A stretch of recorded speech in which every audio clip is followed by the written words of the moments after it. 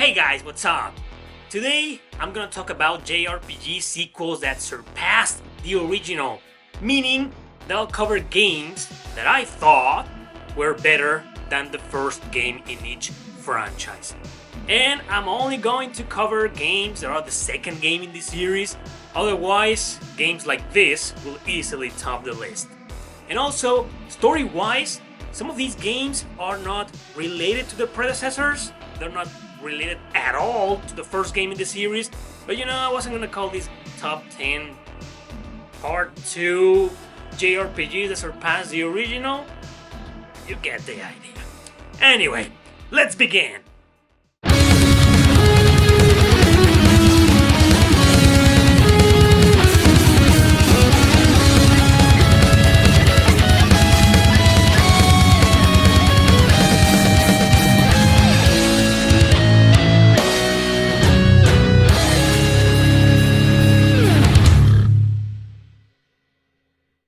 Number 10.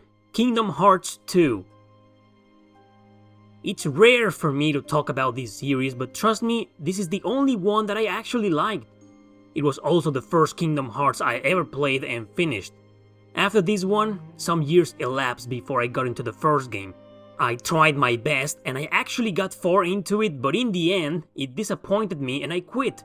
I honestly felt I was playing a watered down version of the second game. The latter is far superior in terms of everything: story, characters, maps, gameplay mechanics, graphics, music, and the overall design. It definitely feels like an improved version in every single aspect. Anyway, even though I have fond memories of it, I'm not exactly a fan of either game in the franchise, so let's move on.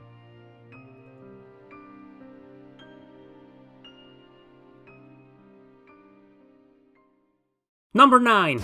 Dark Cloud 2. I never beat the very first Dark Cloud, also on the PS2, as I thought it was good but full of problems. Most of them were fixed on the sequel, which is almost unrelated to the first one in terms of story. The moment I started playing this second game, I knew it was better. Battle system and movement were kinda clunky in the original, including the camera controls, but in the second one I immediately felt the difference. It was as if Level 5 had learned from their mistakes, creating a much better experience. Plus, they made the story more charming and interesting, with a great character development. This game offers a lot of gameplay mechanics, such as gathering materials, taking pictures, and synthesizing stuff. Overall, it's a much deeper game that I strongly believe far surpassed the original Dark Cloud.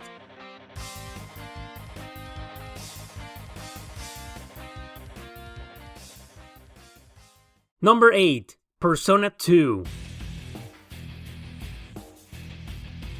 I didn't know which game to pick here, considering there's two titles called Persona 2, so I went with both. After all, they're far superior than the first game in the series. Innocent Sin is the first one released, but initially it didn't come out of Japan. Instead, we got the third one called Eternal Punishment. If I may focus then on Innocent Sin, even though we got it many years later on the PSP, I gotta say it's the best one out of the bunch. First of all, there's no more stupid-ass first-person navigation like in the first one. The overall map and game design looks far better. Story is also an improvement since it's fleshed out with more and better character development. And the battle system had obviously reached another level, but still retaining some of the original features.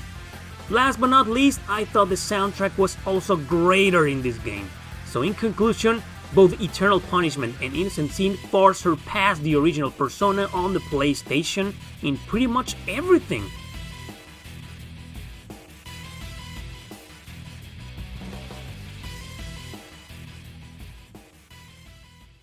Number 7. Disgaea II: Cursed Memories. This game surpassed its predecessor Hour of Darkness on the PS2 depending on your perspective. If you are into brutally hard grind fests, no, then it didn't. But if you like balanced challenges, then Disgaea 2 is a much better game. Sure, it's still grindy, but nowhere near as the first one is. It's a hard game, but I'd say it's the most friendly out of the bunch. Hell, it's the only Disgaea game that I have ever beaten. Plus, I thought the gameplay mechanics, even though they're almost identical to the first game, were easier to understand. In terms of everything else, I'd say both games are equally amazing, but I think Disgaea 2 was aimed to all kinds of gamers instead of just the masochists. And that is the only reason why I think this sequel surpassed the original.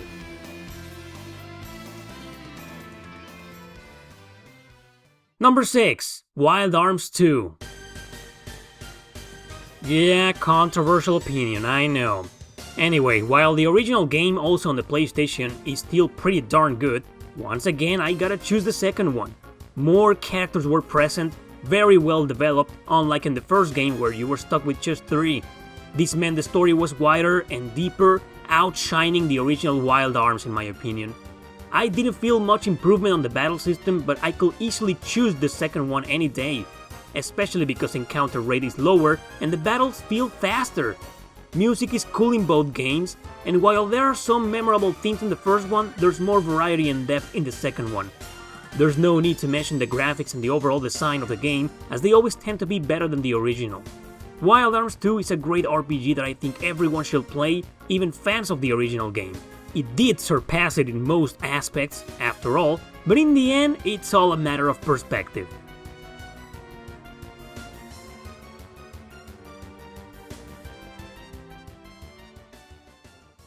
Number 5. Lufia II, Rise of the Sinistrals. Well, yeah, it's not a sequel in terms of story, but rather a prequel. The point is that it came out after the first one and it outrageously surpassed it. Damn, first Lufia is full of random encounters, horrible puzzles, and a poorly designed battle system. The second game fixed all of that. Encounter rate was reasonable and the battles ran smoothly with a better view. This time, you could actually choose which enemy to attack, so you had more control and strategy over the flow of battle. Story and characters felt more mature, with a much better development. I know the first one had its own charisma, but this one didn't stay behind at all. I really dislike Lufia and the Fortress of Doom, even though I don't think it's a bad game at all. But even if I loved it, I will still say Lufia II is a much better game in almost every aspect. Number 4. Grandia II. Don't worry, I thought the first Grandia was great too, though I still think the second one is better. Again, the story just feels deeper, darker, and much more polished than the first one. Character development is great in both games, but I like the group here a little bit more. I mean, you are no longer a kid saving the world, if you catch my drift. If the first Grandia paved the way to one kick-ass and imaginative battle system, then the second one obviously improved it. Music, graphics, and navigation are better too, but that'll be just more of a personal opinion. Now, the Dreamcast version of Grandia 2 is the one to go, but if you're stuck with the troublesome port on the PS2 like I was, even with its lag and bugs, I still think it's better than the original game on the PS1. In any case, they're both great classics, so you can't go wrong with either.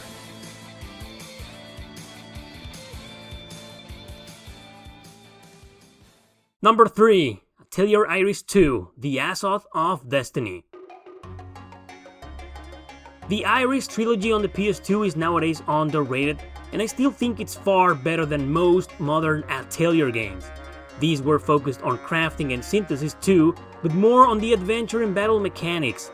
Eternal Mana was the first one, and it was a pretty solid game, and while I did beat it and enjoy it thoroughly, I also felt it was a little bit boring and uninspiring sometimes. Atelier Iris 2, however, blew me away the first time I played it. It just had way more personality, better music, and a more interesting cast of characters. The story is now told through two main characters' points of view, doing missions and quests with both. This interconnection and progression made me feel the development was superior to Eternal Mana plot-wise. Battles were now faster and more engaging, but the difference between both games isn't that much. Overall, Atelier Iris 2 is everything fans wanted Eternal Mana to be, but that doesn't mean the latter is bad at all.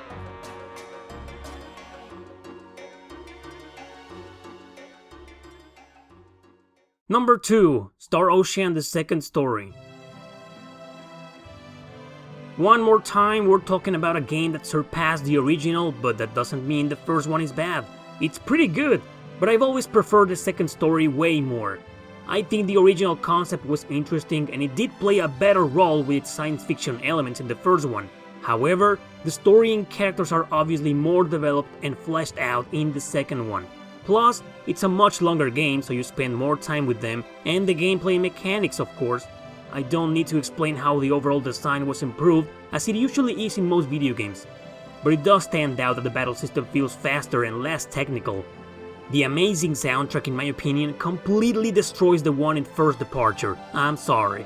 But anyway, just like with Grandia, you can't go wrong with either game. However, I'd like to emphasize that the second story is definitely the better Star Ocean.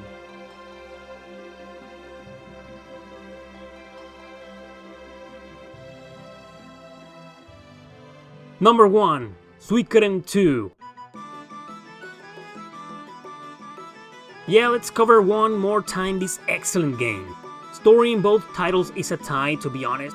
I felt none is better than the other. I say this even though the second one is a much longer and complete adventure. However, gameplay-wise, Suikoden 2 feels way more polished than the first one. I mean, you can now run. I know it sounds silly, but trust me, it matters. You couldn't run in the first game at all. You won't see much improvement in terms of graphics, but the second one obviously looks slightly better. Duels feel more dynamic, war battles let you have more control, now being played like a strategy RPG. Battle system just feels like an improved version of the first game, but with better animations. As much as I love the first Suikoden, I gotta admit that if I had to choose between these two, my choice will be obvious.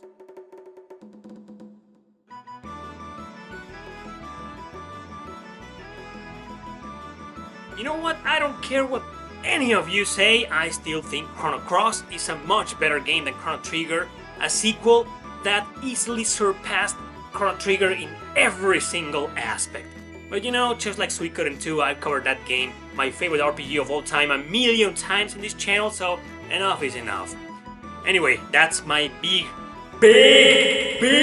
gigantic honorable mention. Thanks for watching, don't forget to subscribe and share this video with your friends. See you next time!